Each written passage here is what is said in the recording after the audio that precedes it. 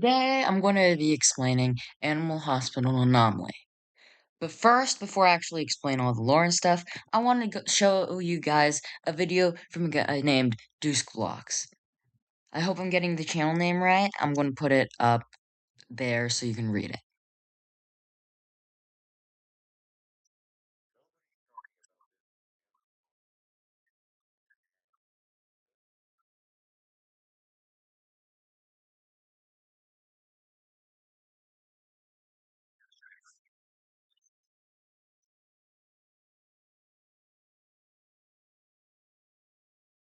Now we know that on the 11th of March, 2011, a major nuclear power accident started at the Fukushima Daiichi nuclear power plant in Okuma, Fujima, Japan.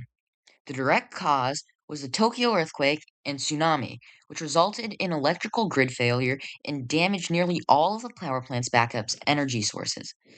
The subsequent inability to sufficiently cool the reactors after the shutdown compromised containment and resulted in the release of radioactive contaminants into the surrounding environment.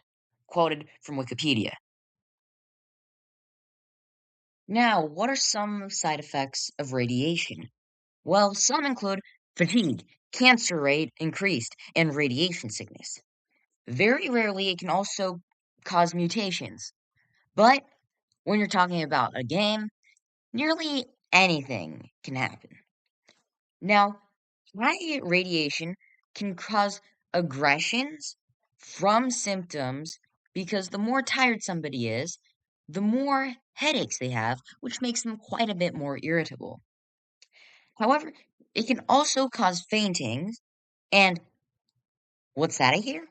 If a patient faints in the animal hospital anomaly game, it's almost always an anomaly? Coincidence? I don't think so. Now, what if, hear me out, the anomalies think that they're just a patient and they came to the hospital to get treatment because they feel sick? Some of the anomalies can actually be treated like normal patients and can recover. Healing an anomaly may cause it to attack you or attack somebody else, but some anomalies will start a death ritual in a room instead. However, if you stop an unaliver ceremony and treat the anomaly, it will only look, like a normal treated patient, and it won't really attack anyone on its way out. It will only really attack someone right after you treat it. But if it goes a few seconds and starts walking out, you know that it's not going to attack anyone. Here's an example.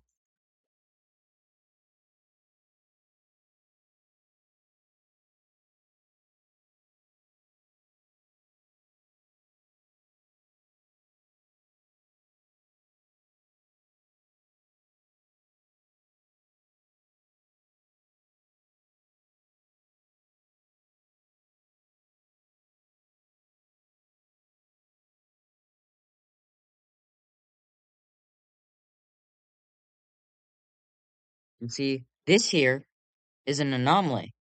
And actually, I'll prove it because after tasing it, it reveals that it has a sharp pointed teeth in its mouth, right?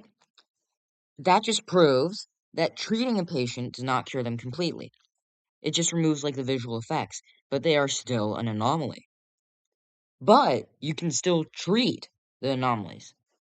So that kind of proves my point in a way. Now, let's move on to the guy I'm going to be calling Barney for the rest of the video. I don't care, but I'm going to be calling him Barney. He loves coffee, and he'll actually come up to you and ask you for coffee a lot of times. But he's also an anomaly, which we'll bring up later.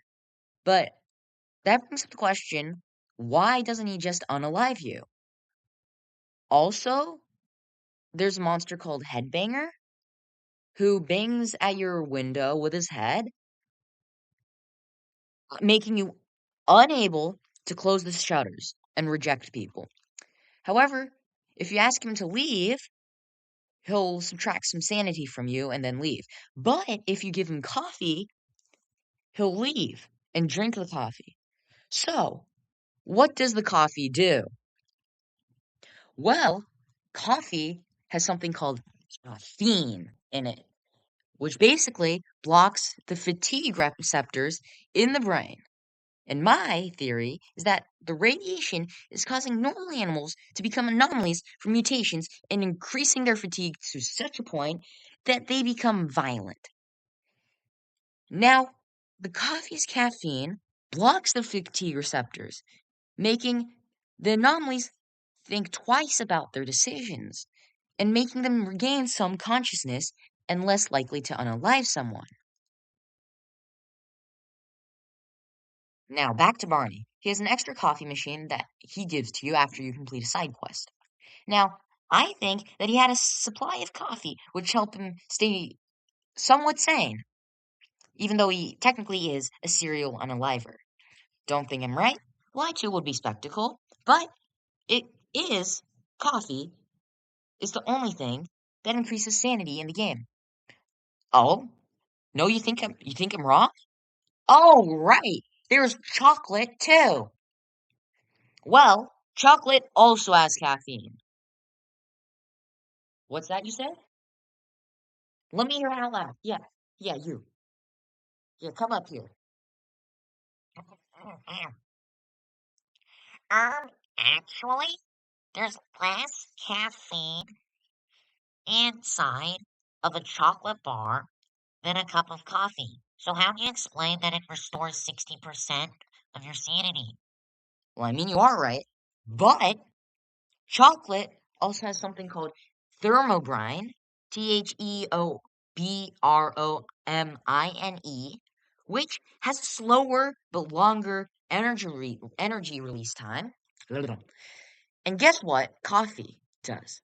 It only restores 5% of your sanity per slip for a maximum total of 15 sanity for a whole cup of coffee.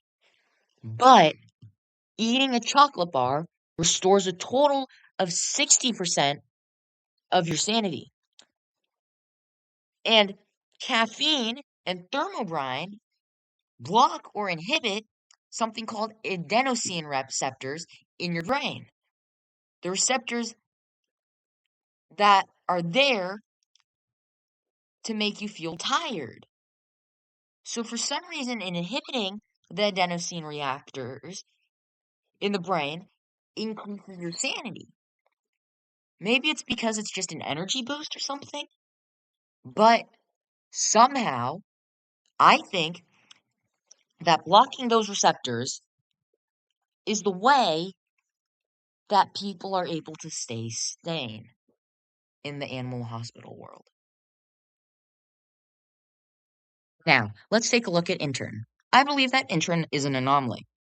I believe that he was exposed to radiation which turned him into an anomaly, or at least gave him the characteristics of one. Now, for us to better understand, let me talk about the immune system.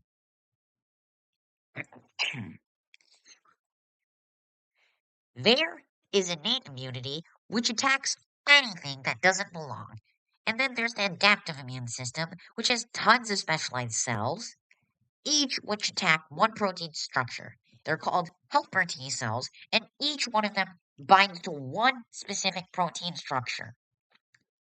However, the adaptive immune system has to take time to actually get set up after an invasive protein is detected.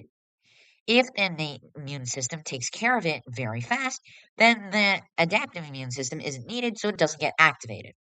But if it does get activated, then after the infection is eradicated, some of the T cells that were made from the adaptive immune system and some of the B cells, which produce antibodies, become memory T and B cells, which stay in the body to protect if the same protein structure gets in, because then they don't need to go through the whole process to get one, to get the adaptive immune system set. They already have some memory cells that they can immediately use. However, because the snake's poison is made up out of certain proteins, if someone survives a bite from an ant, then B cells can turn into memory cells as long as the adaptive immune system is activated. Then the next time they get bit by that snake, the antibodies will bind to the snake's poison and actually make it much harder for that poison to actually unalive the person who's gained immunity. In that sense, because it's a game, in turn, might have gotten something called exposure immunity. Not saying that radiation is something that the immune system can defend against, but maybe somehow got a mutation that helped him and just maybe made it more able to survive radiation. That's actually also proved by the point, helped by the point that intern starts off, not maxes out, but starts off with more sanity than almost any other character in the game. So, somehow, he may have gotten exposure immunity. Now, there's a surgeon that's shown as an anomaly in the lobby, but whether that surgeon is Dr. Harlow is not confirmed. But I have a theory about Dr. Harlow. But for now, that's just a theory. But not one from a channel that uses Thank you. Be sure to watch out for episode 2. Goodbye.